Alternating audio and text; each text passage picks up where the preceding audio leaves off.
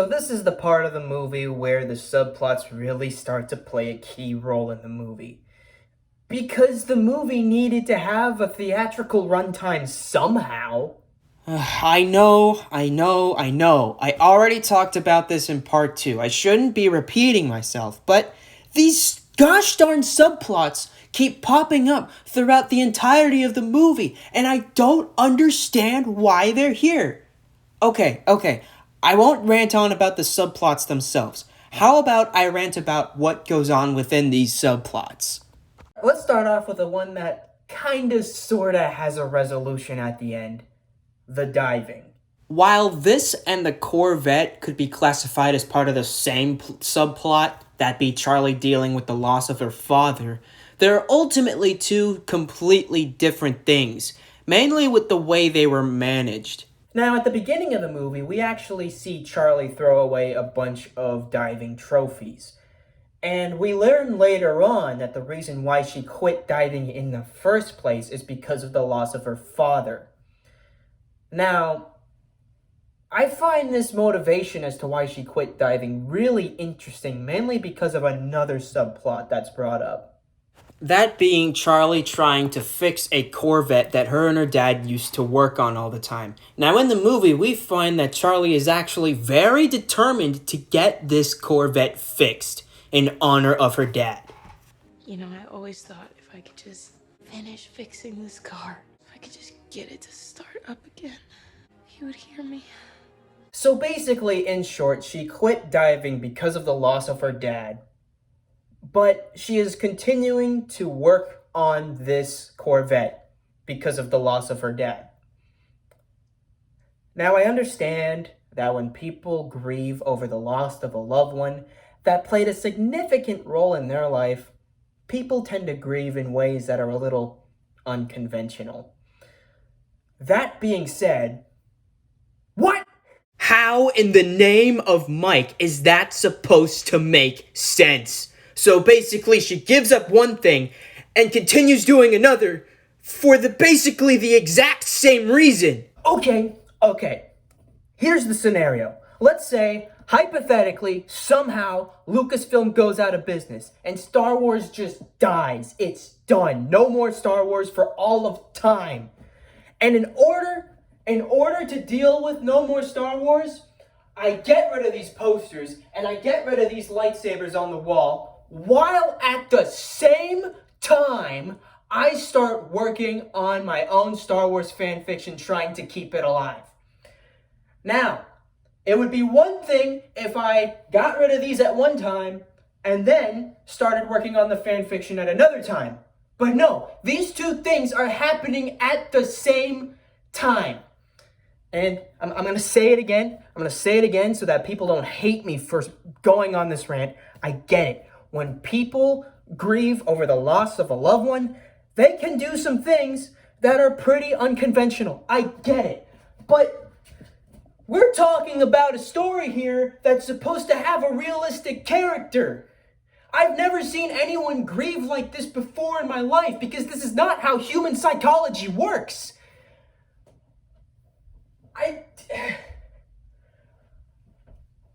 I'm just so flabbergasted by how inconsistent this character is. And I know I shouldn't be getting this worked up because none of this ends up mattering to the plot. But that's another reason why I'm even going on this rant in the first place. None of this ends up mattering in the first place. This didn't need to be here. None of this needed to happen. And yet we're here talking about it.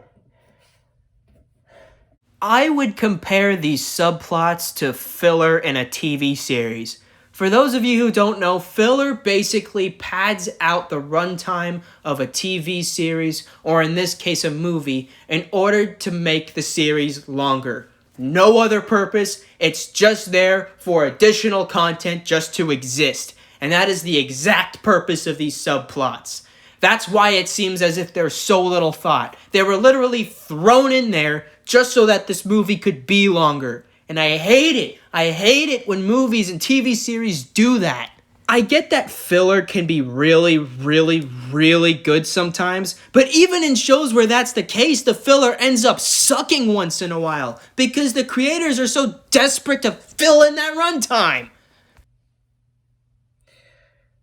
There has to be one reason why the writers decided to throw all this filler in here. It's obviously because of character development. That much is true, although it does it very poorly.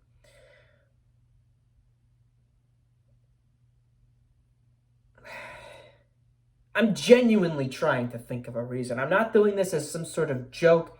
I'm not doing this to make the writers look bad. I am genuinely trying to find a reason as to why Charlie is having to go through all of this weirdness. And I can't come up with one.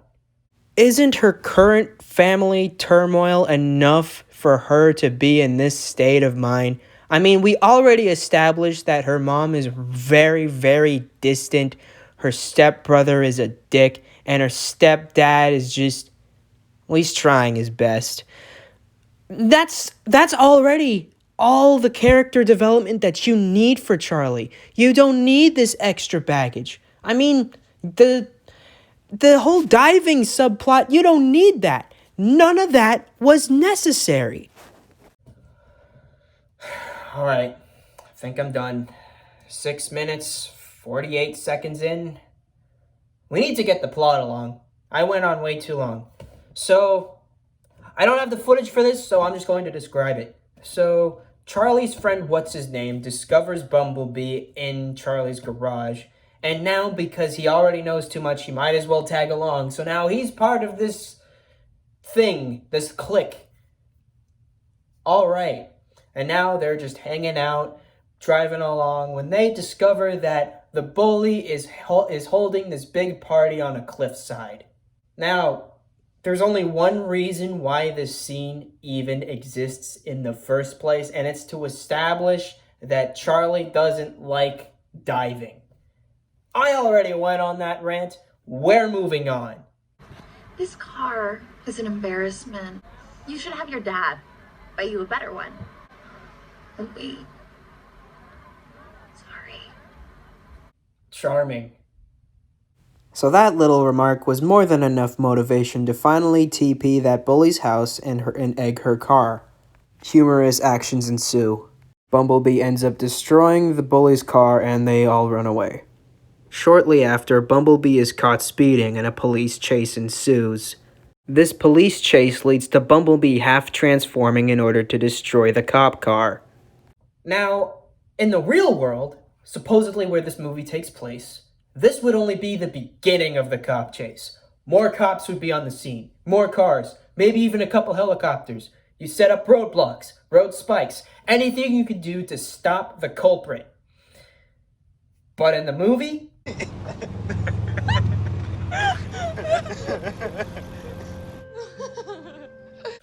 yeah, they literally just laugh it off and life goes on. At the very least, the car should be tracked or something. The guy has the license plate. At the very least, he has a description. The cops would be looking all over the place for Bumblebee. In fact, if I were directing this movie, I would have this cop chase scene lead to Sector 7 and the Decepticons discovering Bumblebee. But that's not how the movie does it. Instead, how Sector 7 discovers Bumblebee is a lot more stupid. The next day, when no one's in the house, Bumblebee decides that he is going to get curious, and he decides to snoop around the house. Hilarity ensues. This scene eventually leads to Bumblebee sticking his finger into an outlet, which creates this massive energy surge that Sector 7 detects. What's happening here? We got a hit, I think. Where's that location? Near San Francisco, a coastal town named Brighton Falls. Now, you might be wondering as to how they know that that's Energon. Well, I'll try to explain it right now. While all the nonsense goes on with Charlie, the plot is happening. Basically, Sector 7 and the Decepticons are collaborating together in order to find Bumblebee. And in order to do so, Shatter comes up with the idea to combine Cybertronian technology with human technology, leading to, and I'm not kidding when I say this, the invention of the internet. An interconnected web of information. Now, it's not directly said that this is the internet, this interconnected web of information, but that's the internet. That is literally the best description of the internet that I could come up with. Now, here's the thing about the internet. In order to connect to it, you need a router and a modem. Or at the very least, some sort of way to connect to it. It's not like you can just plug yourself in and you're automatically connected to the Wi-Fi and the NSA can automatically detect where you are. That's not how that works. Now, I know we're talking about alien technology here, but that's not how the internet works. You know what? Just forget it. It's a dumb excuse to find Bumblebee. That's it. We're moving on. So after Bumblebee trashes the place, everyone comes home to have a scene of actual, genuine emotion. You know, Mom, just because you've moved on and you're happy with your new life doesn't mean I have. You found a replacement for my dad and I haven't, okay? And I never will. So I'm sorry if that makes things harder, but in 10 months from now, you won't even have to deal with me. You see, this movie could have done this conflict right, but instead, for some reason, it had to throw in a bunch of extra bullcrap just to make Charlie seem more like a complicated character. It's weird. It's like in that scene and this one, it's as if the character development and the conflict that Charlie has actually gets interesting. No, I just feel like ever since my dad died, I've become this drain on everyone, and I hate it. No, it's like everybody expects me to act like nothing ever happened, and it's impossible to do that. See, they're doing it again. This could have been all you needed, but instead they decided to throw in a bunch of extra crap just to make this more complicated. And I'm kind of disappointed because it shows that they could have done this character development right, but they didn't. They decided to go the complicated route. That makes me disappointed. Then, all of a sudden, ambush! Sector 7 has caught up to them!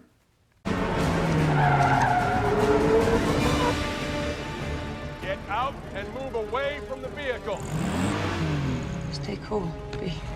So they get out of the vehicle only to be detained, and that's when Bumblebee decides to intervene, and they run away. Run! No, don't run! Do not run! She ran. You better laugh. You better laugh right freaking now. So they escape, but lo and behold, the Decepticons are also there, and they fight.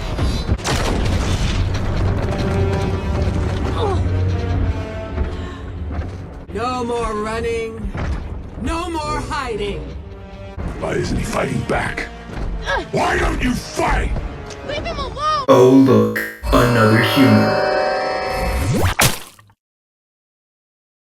So Bumblebee ends up getting electrocuted and paralyzed by Sector 7, and Charlie, being Charlie, decides that she's going to think it's a good idea to get electrocuted herself. I genuinely want to know what the thought process was on that. Bumblebee's made out of metal. Metal conducts electricity. Bumblebee's currently getting electrocuted. I'm gonna touch him anyway. Alright guys, let's get that trailer shot in now.